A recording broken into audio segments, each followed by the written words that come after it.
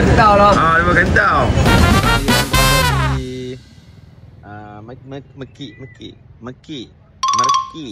Merkik kengit. Tengok orang amal kata amal. Jom kita masuk kot merkik ni, kita lintas dah tau. Kami akan lintas, kami sebenarnya kan nak masuk merkik kan, tapi kami lintas. Tengok tu bong. Masuk merkik kengit, tengok jadi gini. Boleh. Kata merkik.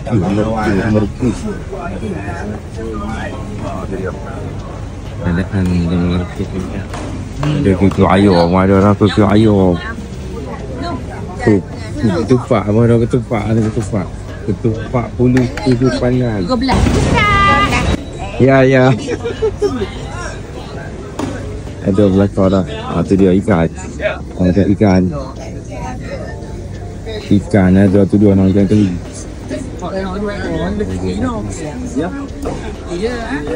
Ikan magi. Padu. Okay guys, kita berada di macam elok-elok. Ni ikan elok-elok ordinat. Ni dah merkik kan ni. Merkik aku ke pun nak tahu. Cuma beli kau ni lah. Apa-apa nak saya aku dah kena elok. Bunga kantan bukan dopannya, bunga kantan lah. Lagi ayam. Kepala bunga terpulang lah.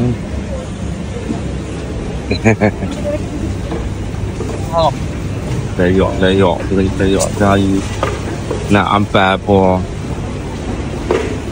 Bawah telo.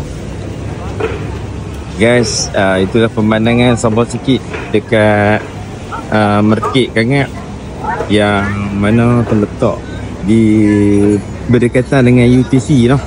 Tapi UM kan nak main beli barang di Merkik ni. Ni lagu fine.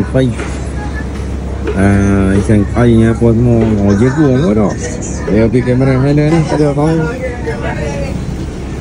Kau abang pun ada. Ada kawan ustaz bila KL nak cari ke obat ke apa. Tak abang pun ada. Tengok orang ni. Nampak? Harga baru Cina RM9. Hak ni ada satu lagi yang UM nak tunjuk. Ya, Assalamualaikum. Padu lah. Dangir. Tu dia.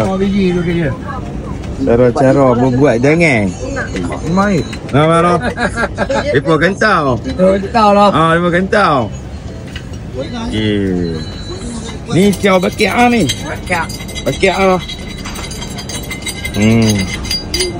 Alat dia lagu tu noh. Ya. Dia buat dengan nyok ah. Nyok.